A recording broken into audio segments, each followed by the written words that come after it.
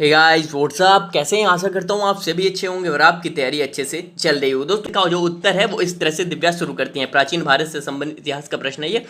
लिखती हैं, प्राचीन भारत के इतिहास में गुप्त काल को स्वर्ण युग कहा जाता है। निश्चित ही यह उसके कला के विभिन्न क्षेत्रों में अभूतपूर्व विकास को देखते हुए संज्ञा दी जाती है। ठीक है, देखिए इस तरह से पैरा चेंज करती हैं। साहित्य के क्षेत्र में गुप्त काल में विकास अभूतपूर्व हुआ है, जो ना सिर्फ मात्रा की दृष्टि से वरना गुणात्मक स्तर पर भी बेहतर था। ठीक है, अब प्रमाण क्या है, कैसे किस तरह से देखिए सब हेडिंग बनाती है, प्रमाण लिखती हैं। देखिए इंपॉर्टेंट जो पॉइंट हैं उसको अंडरलाइन करती हैं। देखिए इस तरह से ये देखिए इस तरह से ये क्या करती हैं, इसे अंडरलाइन भी करती हैं। और देखिए ये देखिए कालिदास, ये देखिए इस तरह से लिखती हैं। और ये देखिए जो रिमार्क इस पे मिला हुआ है, ये देखिए ये देखिए जो रिमार्क मिला हुआ है, कवियों की रचना उनके महत्व की चर्चा भी कीजिए, ये करनी थी। ठीक है, तो ये रिमार्क भी मिला हुआ है। देखिए अभी ये देखिए विषय वस्तु, ये रिमार्क मिला हुआ है। विषय वस्तु के स्तर पर प्रयास अच्छा है किंतु और बेहतर किया जा सकता है। 10 में 4.5 नंबर इस प्रश्न पर इन्हें मिले थे।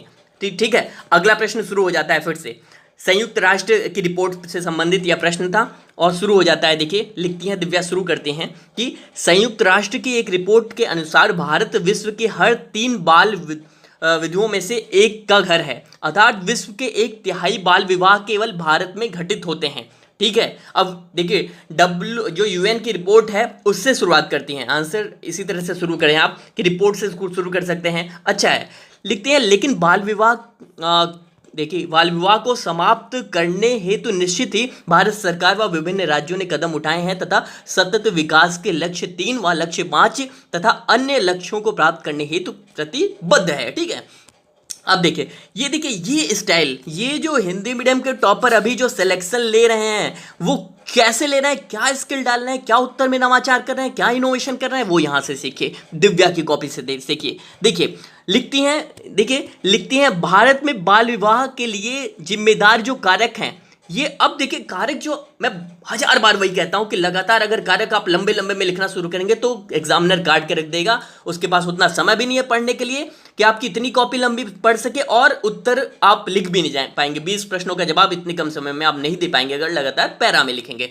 ठीक है, तो देखिए भारत में बाल विवाह के लिए जिम्मेदार कारक देखिए निरक्षरता का उच्च स्तर, गरीबी की भयावहता, दहेज प्रथा जैसी सामाजिक बुराइयां, नारी सशक्तिकरण का निम्न दर, जागरूकता का अभाव, ये 5 पॉइंट लिख दिया है सीधा सीधा। कितना समय लगा होगा। और देखिए फिर लिखती हैं राजनीतिक इच्छा शक्ति की कमी, निम्न लैंगिक अनुपात।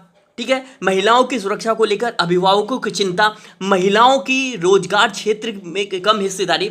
अब आपको ये क्या है, ये कितने पॉइंट, 8 पॉइंट दे दिया। जल्दी जल्दी आपको अपने उत्तर को सजाना नहीं है, आपको फेंकना है। जो फैक्ट है, जो कमीशन जो डिमांड क्वेश्चन में कर रहा है वो फेंकना है आपको फैक्ट के साथ और सीधा आगे बढ़ जाना है। देखिए ये उनकी ही कॉपी है, देखिए उनकी ही कॉपी है। देखिए समाधान ये तो क्या समाधान हो सकते हैं जो बाल विवाह का है। लिखते हैं शिक्षा का स्तर बढ़ाया जाए, मुख्यतः महिलाओं में जागरूकता का फैलाव किया जाए। आशा वर्कर्स द्वारा देखिए लिखती हैं एनजीओ विभिन्न हेल्थ वर्कर्स को शामिल कर स्वास्थ्य की नकारात्मक जो नेगेटिव परिणाम है उसे बताया जाए। महिलाओं को गरीबी को दूर करने का उपाय बताया जाए, सामाजिक जागरूकता लाई जाए विज्ञापनों के माध्यम से। देखिए लिखते हैं, देखिए आप खुद पढ़ सकते हैं। देखिए कानून तोड़ने वाले के खिलाफ सख्त कार्रवाई की जाए, महिलाओं को रोजगार क्षेत्र में लाया जाए, महिलाओं की सुरक्षा सुनिश्चित की जाए। ठीक है, अब देखिए इस प्रश्न पर देखिए अंततः इन्होंने क्या किया है, अभी मैं बताता हूँ ये कितने मार्क्स मिले हैं। इस प्रश्न पर निष्कर्ष लिखते आता है यद्यपि सरकार के प्रयासों से जागरूकता आ रही है, लेकिन हमें अपने प्रयास को अनुरूप रूप से जारी रखना है, तभी हम इस बुराई को जड़ से खत्म कर सकते हैं। ठीक है, खोज सकेंगे। ठीक है, इस प्रश्न में अभी रिमार्क बताता हूँ।